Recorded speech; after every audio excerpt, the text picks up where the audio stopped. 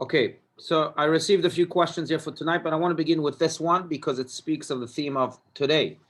And this is the question: Dear Rabbi, can you please share your reflections on Yom HaShoah that falls today, and maybe some lessons we can learn from the Holocaust? All right, indeed. So Yom HaShoah fell today from last night and until this evening, and it is a day in which we commemorate the Holocaust and, of course, the 6 million of our brothers and sisters who were so cold-bloodedly murdered. This day, Yom HaShoah, was instituted by David Ben-Gurion and the first government of the modern state of Israel in 1948, so that we not only remember the Holocaust, but we remember it so that we ensure that it never happens again. In the words almost verbatim of David Ben-Gurion when this day was instituted. Now, my reflections on Yom HaShoah and some lessons we can learn from the Holocaust. So, of course, there are many lessons we can learn from the Holocaust.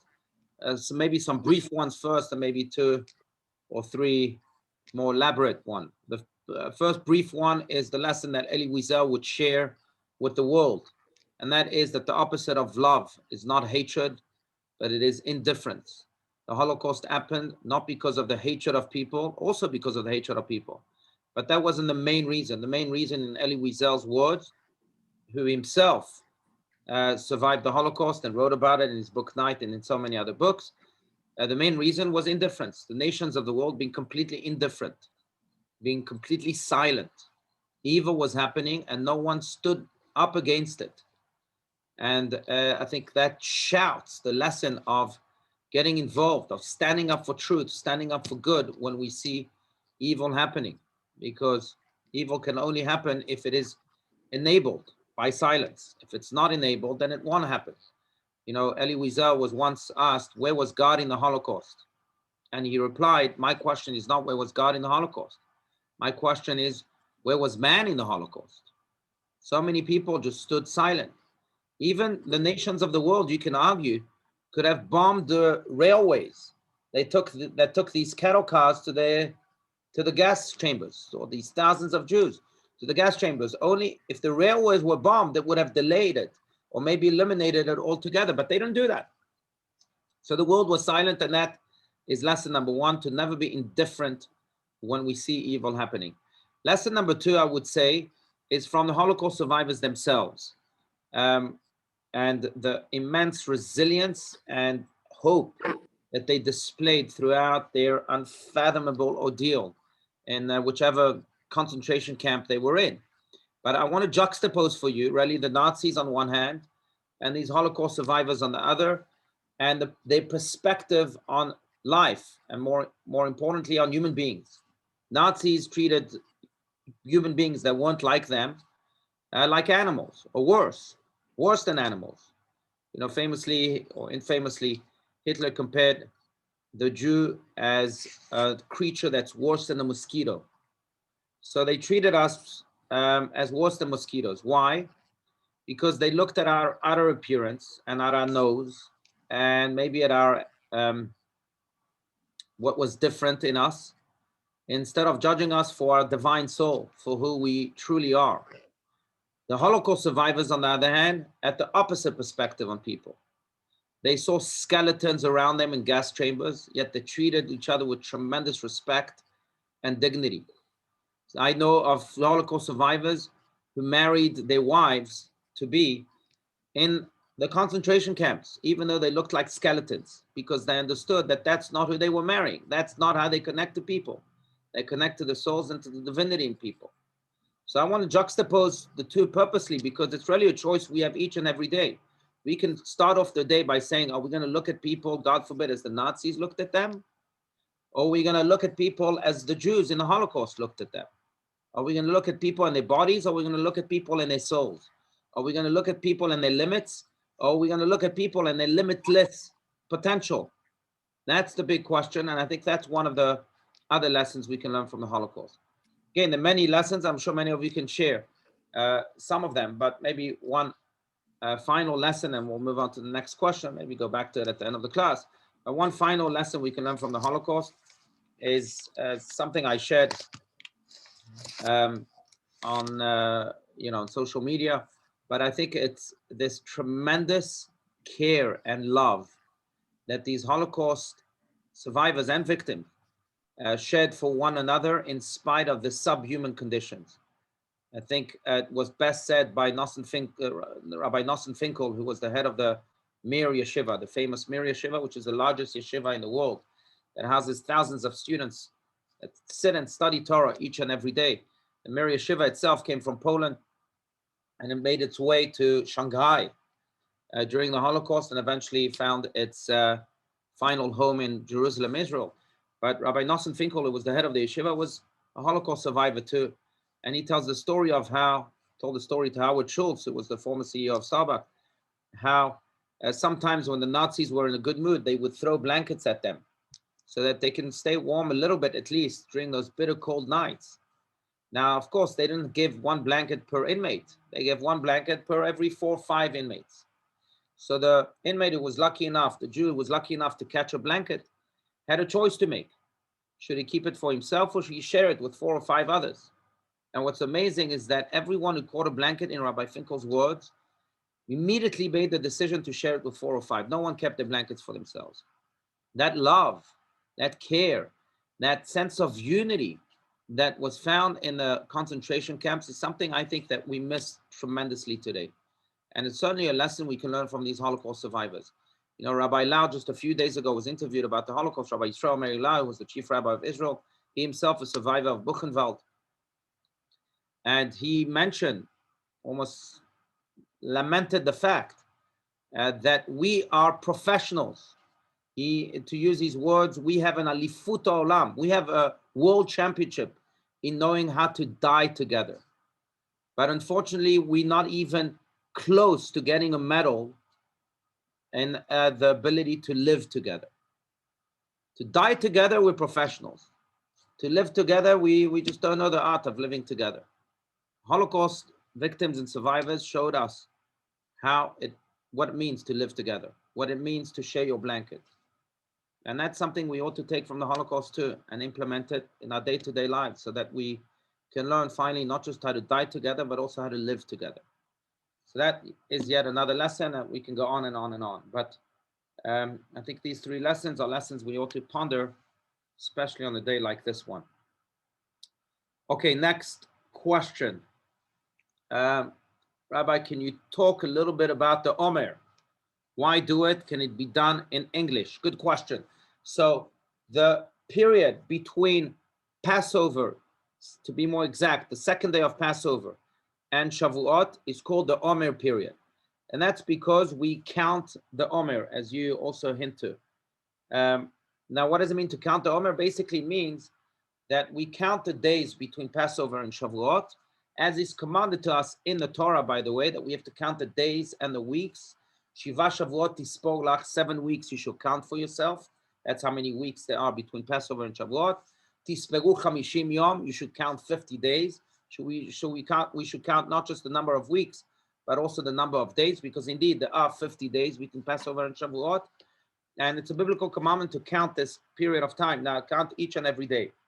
There are multiple reasons we count. The simple reason we count these days is because we have to get ready for the festival of Shavuot, in which we received the Torah, not just received in the past, but each and every year we reenact the receiving of the Torah on Shavuot. That's what that festival is all about. It's when God gave us the Torah on Mount Sinai. Now, in order to best prepare for it, we count each and every day as if we are anticipating this great event. It's almost like, when I count for my kids now, counting the days until their summer vacation. When you count for something great to happen, so you count the days. And so you count the Omer in anticipation of this great event. There is a deeper, more Kabbalistic answer that we count. And when it says in the verse that usfartem lachem mimocharat Shabbat, that you shall count, the Kabbalists say that the word for counting, usfartem, is also the word for sapphire. Usfartem, sapphire. You can even hear the word sapphire in the Hebrew of counting, usfartem. Why? That's because the Kabbalists explain that we ought to illuminate each and every day. Just like a sapphire illuminates the room that it's in, so too we ought to illuminate each and every day. What does that mean? The best way to prepare for the giving of the Torah on Mount Sinai, or for the receiving of the Torah on Shavuot, is to illuminate each and every day with the light of our own souls, with the light of our own good deeds, of our own mitzvahs. So the counting is really a reminder of how we ought to prepare. Can we prepare for the receiving of the Torah? By illuminating each day with the light of our good deeds, which emanate, of course, from the light of our souls. So that's another maybe deeper commentary. A third and final commentary is that in that vein of refining ourselves so that we are best prepared to receive the Torah, the Kabbalists even instituted that each and every day corresponds to a different attribute, emotional attribute, or what is known as sephirah. Each sephirah is mixed with the other. Altogether, there are 7 sephirot. If they mixed with each other, so 7 times 7 is 49.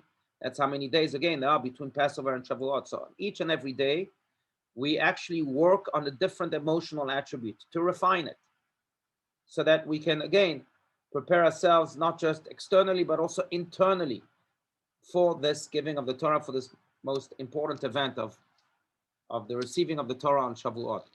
And therefore, many say that this is really a time in which we have to work on ourselves. All the negative things that need to be rectified should be rectified. All the positive things that need to be enhanced should be enhanced. And all the characteristics that may lie dormant should wake up and should exercise themselves. God gave us characteristics, qualities, and skills for us to actualize them. So that is really what the counting of the Omer is all about. And that was to relate to that question. This is a second question that was sent to me during Passover, and we don't have class, but I'm still going to relate to it. I noticed that some of the Torah readings over Passover are said for the diaspora only. It is different than the reading in Israel. Why is that? You're right. So the second day of Passover is still a holiday year, full holiday. And therefore the reading relates to this full holiday. In Israel, it's already Chol HaMoed. It's an intermediary day. And therefore the reading there has to reflect the nature of the day, and therefore it is different.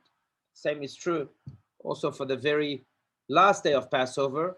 Only outside of Israel do we have 2 days as the last days, as the first days, and also as the last days of Passover. So when in Israel they only have 1 day, so they basically finish Passover a day earlier. We have to continue on the holiday with 1 more day, and in order again to best represent that second holiday, we read a portion in the Torah that obviously in Israel they don't read because the holiday there is over by then. Okay, next question. Also relating to Passover, but still I think it's an important question. Not just because it speaks of Passover, but already relates to one of the massive themes of Judaism. And this is the question. Dear Rabbi, someone told me that the theme of the last day of Passover is asking for the Messiah to come. What does this mean? And what will happen when the Messiah will be here? So it's true that the theme of the last day of Passover is the Messiah. Not just we ask for the Messiah to come each and every day, 3 times a day in Amidah prayer and in other prayers too. In the blessing of it, we ask God to speedily hasten the coming of Mashiach. We await your salvation all day long. Kol hayom. That's what we say to God. So they're asking for the Messiah to come, as you mentioned here, really is every day, not just on the last day. But it's true that the theme of the last day of Passover is the Messiah. And it's reflected in the Haftarah of the day. The Haftarah of the last day of Passover speaks of the prophecy of Isaiah relating to the Messiah who will come and usher in an era of peace, of complete peace and joy in the world. It also speaks of the attributes of this man, the Messiah, man of flesh and blood, who will usher in this era. But what does it mean? What will happen when the Messiah will be here, as you ask here so poignantly? So if I had to condense the idea of the Messiah into one idea, it would be this following idea. And that is that when Messiah will come, our consciousness will be heightened. Our consciousness will be different, therefore, and much more divine. What do I mean by that? So, to give you an example, we've all had moments throughout our lives in which we felt spiritually awakened. Sometimes it happens in the morning. I wake up in the morning and I feel like I want to change the world, and I want to make up with everyone I fought with, and I want to do only good today. And then by noon, you're already tired and you forgot about your awakening and you go back to your old habits. But very often it happens. We wake up spiritually awakened. Now, that's a whole different level of consciousness that we have during that spiritual awakening. That's when we see our best selves and we want to be and act like our best selves. When Mashiach will come, that's exactly what will happen. We'll have that level of consciousness all the time. No, by noon, we won't go back to our old habits, but we'll maintain that level of consciousness. People experience a heightened level of consciousness. Another example, when, for example, they go to the Western Wall. I don't know, the first time I went to the Western Wall, I still remember it. I was a young child, but I remember the experience because it was so spiritually intense and holy. And I'm sure many of you have felt the same way. When you go to the Western Wall, something there happens.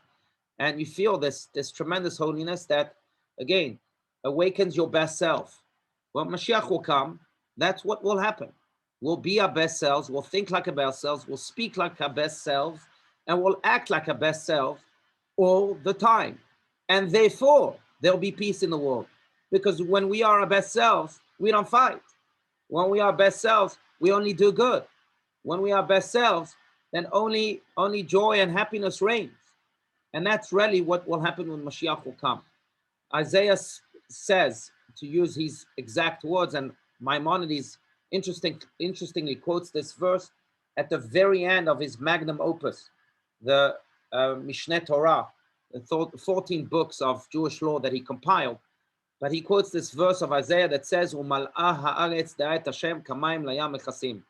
That when Mashiach will come, the knowledge of God will fill the world like water fills the sea, or the seas, or the oceans. Kamayim layam mechasim. What does this mean? That the knowledge of God, again, our consciousness, will fill our lives. That knowledge of God will be the one in control. And therefore, then the whole world will turn divine. Imagine a world in which we are best selves. Everyone is their best selves. Wouldn't we want a world like that? Wouldn't we want to be like that? Well, that's what will happen when Mashiach will come. Now, how will this happen? In one of two ways. Talmud speaks about this in the Tractate of Sanhedrin. Either will allow the world to continue going on and on and on, maybe for many more years, and then Mashiach has to come by a certain date, so it will come by that certain date. Some say by year 6,000. Right now, in the Hebrew calendar, we're year 5,781, which means we have what, 219 years left to this, right? Okay. Or we can precipitate the coming of Mashiach. How so? By doing mitzvahs.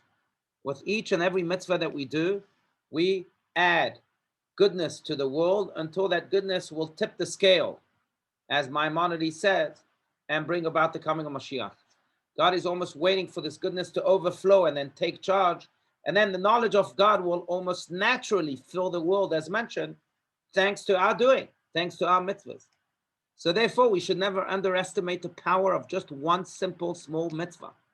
Because maybe one simple small mitzvah is the mitzvah that will tip the scale and bring Mashiach.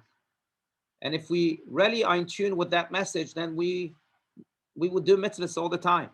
Really would do our very best to give and give and give and do as much good as possible.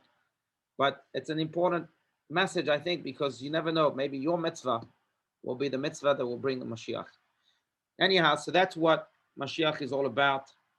Rabbi, I have a question about that. Not a question, but something came to me. I don't know. Maybe, even though they 6,000, year 6,000, but maybe part of our time now is the mystery that we shouldn't stop doing mitzvahs, because if we knew, like, okay, tomorrow Mashiach is going to come, right, we might stop. That's right. Doing mitzvahs. So maybe part of it is the unknown. Very well said. I Very don't well know. said. And indeed, it's one thing that was never revealed, even to the most righteous, except to maybe Yaakov, our forefather, who on his deathbed was revealed when Mashiach will come. But he didn't know exactly when. But he knew that it wasn't going to be in his times. But otherwise, many righteous, like King David, the Midrash tells us, asked God, when will Mashiach come? And God refused to tell him. It's one of the most secretive things, maybe because of what you just said. If we knew, then it's coming. And if it's coming tomorrow, tonight even, then I will stop doing mitzvahs tonight. It's coming anyway. So it would discourage us from really taking an active part in hastening his coming. Yeah. How are we gonna know if he comes? I know that some Right. bad people were using they had walkie-talkies in case he comes. So look, Use first of all, we use have to cell phones, or right. would you let So us? Rabbi, would you let us all know when he comes? No, yeah. So first of all, I will say this. Number one, when Mashiach will come, everyone will know. Everyone will know. The air in the world will be different. There's a story about a Hasidic Rebbe. I forget exactly who it was. I think it was a Rebbe Rashab, Rabbi Shalom Ber Schneerson, who someone came running once to his office and said, Rabbi, I heard that Mashiach just came. Mashiach came. Mashiach came. And the rabbi went out to his window, smelled the air, and he said, no, you're wrong. It didn't come.